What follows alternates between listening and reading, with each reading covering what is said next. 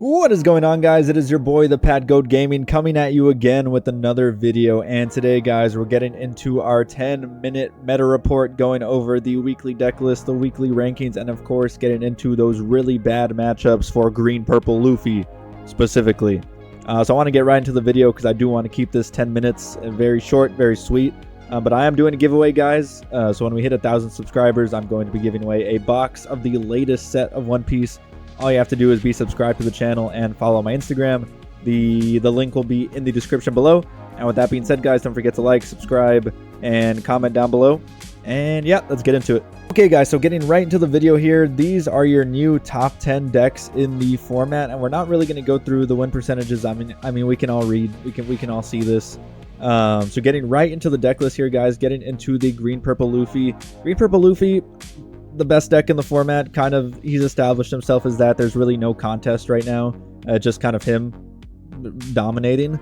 I don't really like this deck, to be honest, just because the deck restriction building is so heavy. There's only a certain amount of characters you can play.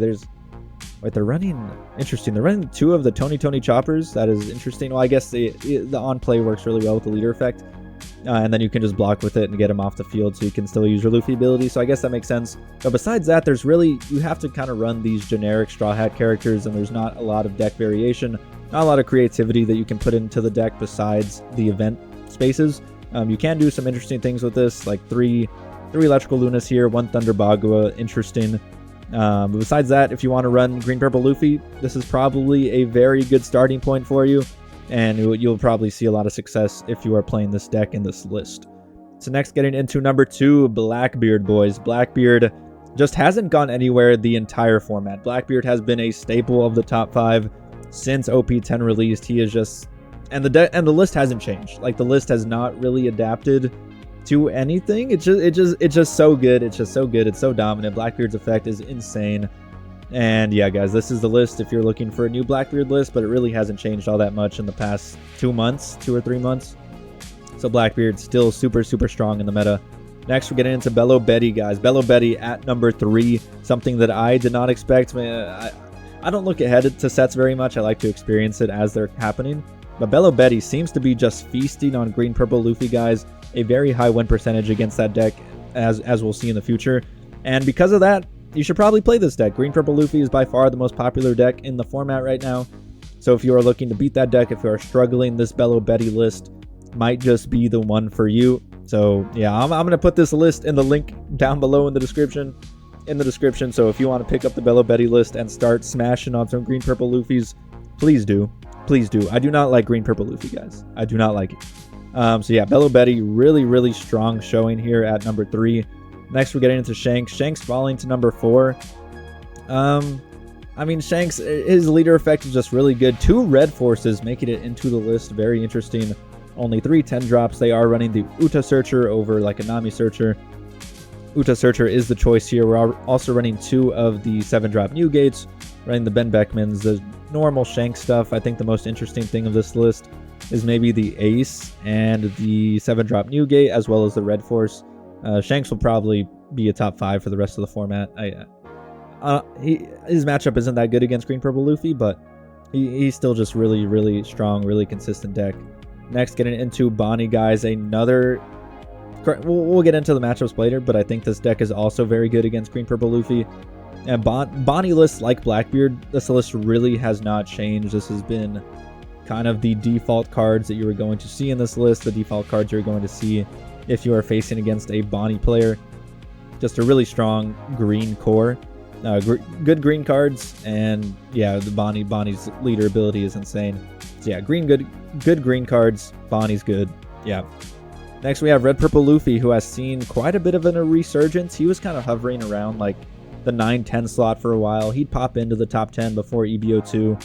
But now we have the new EB02 Rush Luffy, the 6 cost 7k here.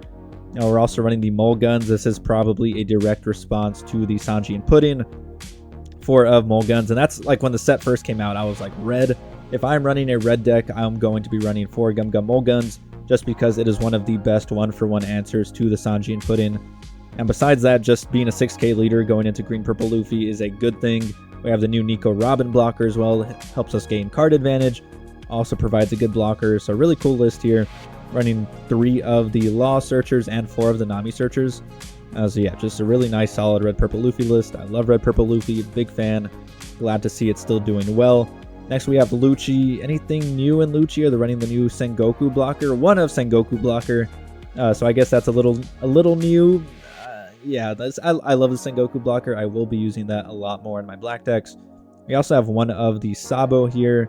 Besides that, just kind of generic Lucci stuff. Next, we get into the Vegapunk. So Vegapunk got new support in EB02. I believe this 5-cost blocker Sanji. We have the new 5-cost blocker Vegapunk, just giving it a lot of new support. And very much needed, because Vegapunk was not really popular. He'd pop up every now and then. He was probably like a rogue deck. But now he's kind of established himself as like an A-tier deck. High A, mid A tier. So if you want to play Vegapunk, if you were waiting for some new cards to come out, EB02 is here. If you have been sleeping under a rock, you can now play the new Vegapunk blocker and the new Sanji blocker. So yeah. Next, getting into Lim. Lim also, like 3 of the decks in the top 10 are just so restrictive in their deck building, which I hate to see. I really do hate to see. I love creativity. I love new decks. I love new cards and new decks. But Blackbeard, Green Purple Luffy, and Lim all have such restrictive deck building criteria just by the nature of their leader. And all 3 of them are in the top 10, which is a little concerning. I mean, not concerning, it's just not the direction I want to see. Like in Yu-Gi-Oh! They released a new archetype, and if you play all the cards in that archetype, you're going to have a good deck. I really don't like that form of deck building, but Lim still doing well. Still doing his thing.